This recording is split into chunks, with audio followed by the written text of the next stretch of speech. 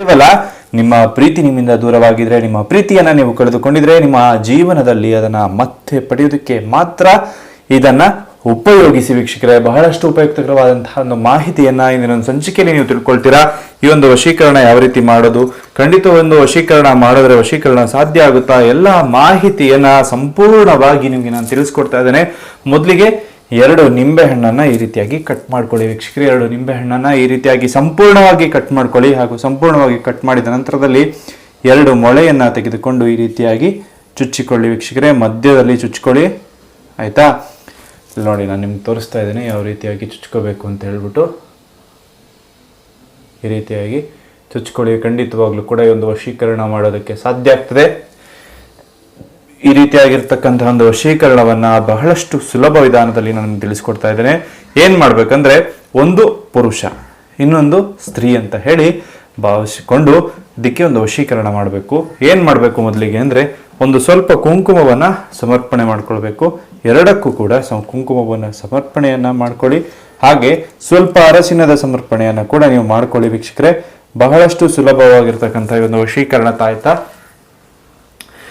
ಯಾವ ರೀತಿ ಮಾಡೋದು ಅಂತ ಕೂಡ ನಾನು ತಿಳಿಸ್ಕೊಡ್ತಾ ಇದ್ದೇನೆ, ಆಯ್ತಾ. ಈ ರೀತಿಯಾಗಿ ಮಾಡಿಕೊಂಡ ನಂತರದಲ್ಲಿ ಒಂದು ತಾಯ್ತವನ್ನ ನೀವು ತಗೋಬೇಕಾಗ್ತದೆ ವೀಕ್ಷಕರೇ. ಒಂದು ತಾಯ್ತವನ್ನ ತೆಗೆದುಕೊಂಡು ಹಾಗೆ ಒಂದು ಈ ರೀತಿಯಾಗಿರ್ತಕ್ಕಂಥ ತಗಡನ್ನ ಕೂಡ ನೀವು ತಗೋಬೇಕಾಗ್ತದೆ. ಈ ರೀತಿಯಾಗಿರ್ತವಂಥ ತಗಡಿನ ಮೇಲೆ ನೀವು ಇಷ್ಟಪಟ್ಟ ಸ್ತ್ರೀ ಆಗಿರ್ಬೋದು, ಪುರುಷ ಆಗಿರ್ಬೋದು, ಅವರ ಹೆಸರನ್ನ ಬರೆದು ಮಮ ವಶಂ ಅಂತ ಹೇಳಿ ಇನ್ನೊಂದು ಮೊಳೆಯ ಸಹಾಯದಿಂದ ಬರೆದುಕೊಳ್ಳಿ ವೀಕ್ಷಕರೇ.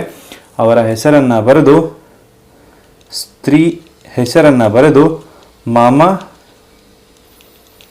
ವಶಂ ಅಂತ ಹೇಳಿ ಬರ್ಕೊಳ್ಳಿ.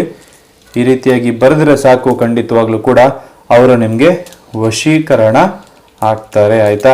ಸ್ತ್ರೀ ಮಮ ವಶೀಕರಣಂ ಅಂತ ಹೇಳಿ ವಶೀಕರಣ ಅಂತ ಹೇಳಿ ಈ ರೀತಿಯಾಗಿ ಬರೆದುಕೊಳ್ಳಿ ವೀಕ್ಷಕರೇ.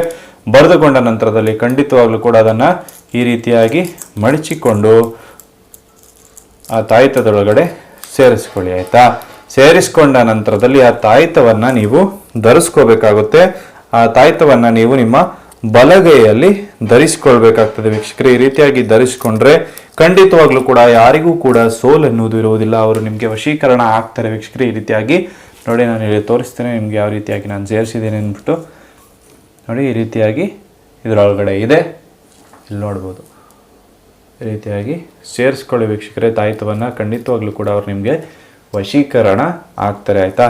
ವಶೀಕರಣ ಮಾಡಿಕೊಂಡ ನಂತರದಲ್ಲಿ ಇದನ್ನ ಏನ್ ಮಾಡ್ಬೇಕಂದ್ರೆ, 3 ದಾರಿ ಸೇರುವ, ಅಂದ್ರೆ ಪುರುಷ ಅಂತ ನಾವು ಭಾವಿಸಿ ಒಂದು ಮಾಡಿರ್ತೀವಲ್ಲ, ಅದನ್ನ 3 ದಾರಿ ಸೇರುವ ಜಾಗದಲ್ಲಿ ಇಡಬೇಕು.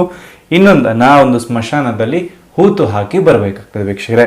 ಹಾಗೂ ಇದನ್ನ ನಿಮ್ಮ ಬಲಗೈಗೆ ಕಟ್ಕೊಳ್ಬೇಕು. ಈ ರೀತಿಯಾಗಿ ಮಾಡೋದ್ರಿಂದ ಖಂಡಿತವಾಗ್ಲೂ ಕೂಡ 3 ದಿನದಲ್ಲಿ ಅವರು ನಿಮ್ಗೆ ವಶೀಕರಣ ಆಗ್ತಾರೆ. 3 ದಿನದಲ್ಲಿ ವಶೀಕರಣ ಆಗೋದು ಖಂಡಿತ ವೀಕ್ಷಕರೇ, ಆಯ್ತಾ.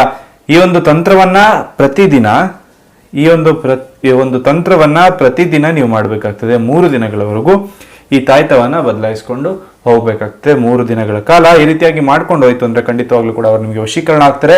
ಹಾಗೂ ಇದನ್ನ ಮಾಡೋದಕ್ಕೆ ಸೂಕ್ತವಾದ ದಿನ ಅಂದ್ರೆ ಒಂದು ಅಮಾವಾಸ್ಯೆ ದಿನ ಮಾತ್ರ ಇದನ್ನ ಪ್ರಯೋಗಿಸಿಕೊಳ್ಳಬೇಕಾಗ್ತದೆ ವೀಕ್ಷಕರೇ. ಅಮಾವಾಸ್ಯೆ 3 ದಿನ ಅಂದ್ರೆ ತೃತೀಯಕ್ಕೆ ಅವ್ರು ನಿಮ್ಗೆ ವಶೀಕರಣ ಆಗಿರ್ತಾರೆ. ಅವ್ರು ನೀವು ಹೇಳಿದರಿಗೆ ರೀತಿ ಕೇಳ್ತಾರೆ, ಕರದಲ್ಲಿಗೆ ಬರ್ತಾರೆ ವೀಕ್ಷಕರೇ. ಬಹಳಷ್ಟು ಶಕ್ತಿಶಾಲಿ ವಶೀಕರಣವನ್ನ ಯಾವುದೇ ರೀತಿಯಾದಂತಹ ಕೆಟ್ಟ ಕೆಲಸಗಳಿಗೆ ಉಪಯೋಗಿಸೋದಕ್ಕೆ ಹೋಗಬೇಡಿ.